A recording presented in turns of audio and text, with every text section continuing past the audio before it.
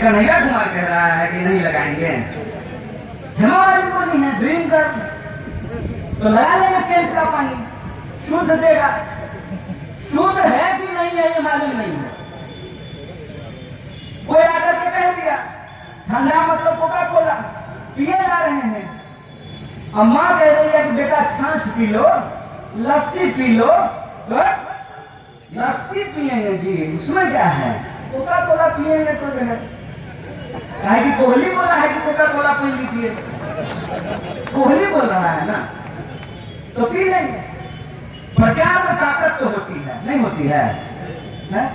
आप में से कितना लोग फेयर एंड लवली लगाए हैं? लगाए हैं ना, मुंह बड़ा हुआ। प्रचार में ताकत होती है। तो इस देश में हमने एक ऐसा सरकार चुना, वो घड़ी डिटर्जेंट की तरह नहीं है, पहले इस्तेमाल करें फिर विश्वास करें, ऐसा नहीं। प्रचार पे हमने एक सरकार चुन दिया है। प्रचार पे कोई ये पूछने को तैयार नहीं है कि उस प्रचार की हकीकत क्या है।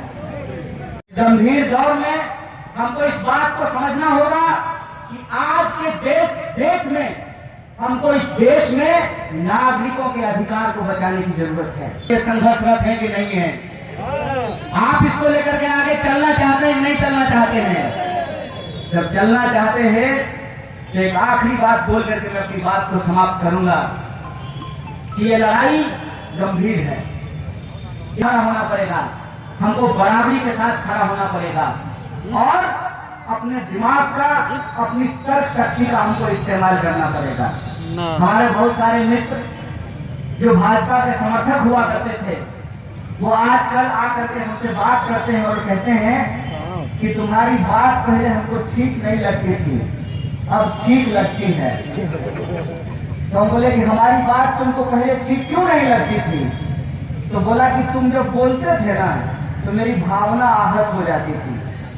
हम बोले हम समझते हैं दोस्त, दिल है तुम्हारा और तुमने दे दिया है इसको, एक झूठे को, वो झूठा वादा करके तुम्हारे दिल को चुरा लिया है, तुमने दिल उसको दे दिया है। कोई बात नहीं है, मानना के नारा दोबारा लगाना चाहिए। तो क्या आजाद देश में आजादी को बचाना चाहिए, नहीं बचाना चाहिए? आजाद देश में बहुत सारी समस्याएं से आप आजादी चाहते हैं, नहीं चाहते हैं? तो देश में अपनी समस्याओं से आजादी के लिए आप भी हमारे साथ इस नारे को बुलंद करेंगे, करेंगे ना?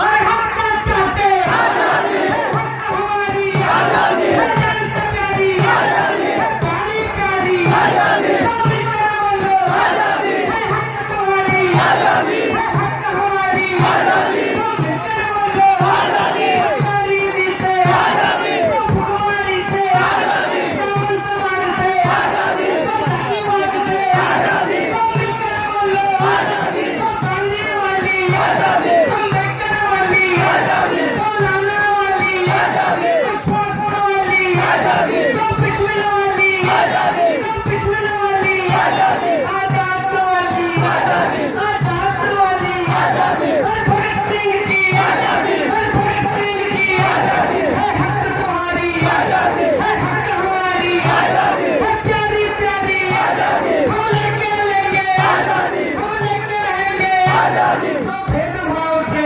आजादी, तो ऊंच नीच से आजादी, तो छुआछूत से आजादी, चिट्ठी सत्ता से आजादी, तो पूरी सत्ता से आजादी, किसान भी बोला आजादी, मजदूर भी बोला आजादी, किसान भी बोला आजादी, पहला मांगे आजादी, पहला मांगे आजादी, तो तुम भी बोलो आजादी, है हक तुम्हारी आजादी, है हक हमारी आजादी। बहुत बहुत शुक्रिया, बहुत बहुत धन्यवाद।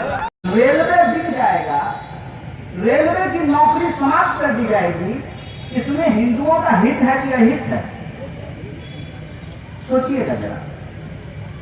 अगर एसएससी एग्जाम नहीं लेती है, एसएससी परीक्षा नहीं लेती है, परीक्षा लेकर के परिणाम नहीं देती है, परिणाम दे देने के बाद नौकरी नहीं देती है और नौकरी का रिजल्ट आ जाने के बाद ज्वाइनिंग नहीं करवाती है, इसमें हिंदुओं का हित है कि अहित है? देश की राष्ट्रीय संपत्तियों को अगर बेच दिया जाता है, औने पौने दामों में बेच दिया जाता है, इसमें हित है कि अहित है? इसको जानते हैं क्या कहते हैं? कि कभी कभी हमारे घर में भी इस्तेमाल किया जाता था। जैसे बच्चा अगर किसी बात के लिए जिद कर रहा हो तो उस बच्चे को बहलाने के लिए अलग अलग तरीके के नुस्खे अपनाए जाते हैं। जैसे मान लीजिए कि एक बच्चा को भूख लगता, अपने सवालों पर पहुंचे, अपने सवालों पर हम विचार कर सकें, उससे पहले ही एक नया सबूफा छोड़ दिया जाता है। आज हम इसका क्या मतलब है? मोदी जी दाढ़ी बढ़ा लें, कि मोदी जी माथा मुड़वा लें, कि आधा माथा मुड़वा लें, उसमें हल्दी चूना लगवा लें, है कि भौवा मुड़वा लें किसी दिन, वो इससे देश को क्या लेना देना है?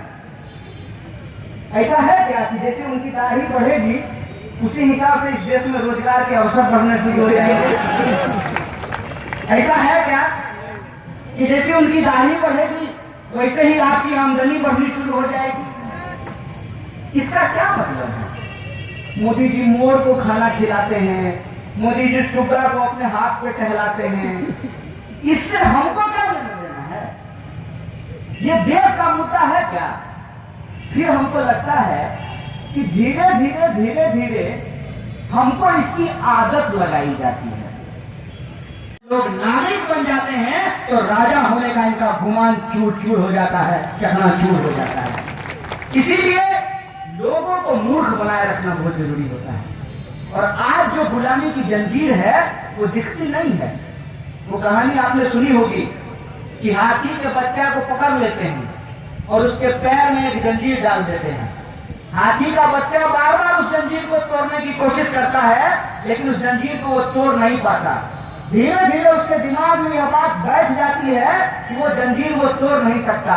एक दिन हाथी का बच्चा बड़ा हो जाता है, हाथी हो जाता है, जंजीर छोटा हो जाता है, फिर भी उसके पांव उस जंजीर में जकड़े रहते हैं, क्योंकि बचपन में उसके दिमाग में यह बात बैठ गई है, वो जंजीर नहीं तोड़ सकता है। हम हाथी का बच्चा है, हम मनुष्य का बच्चा है।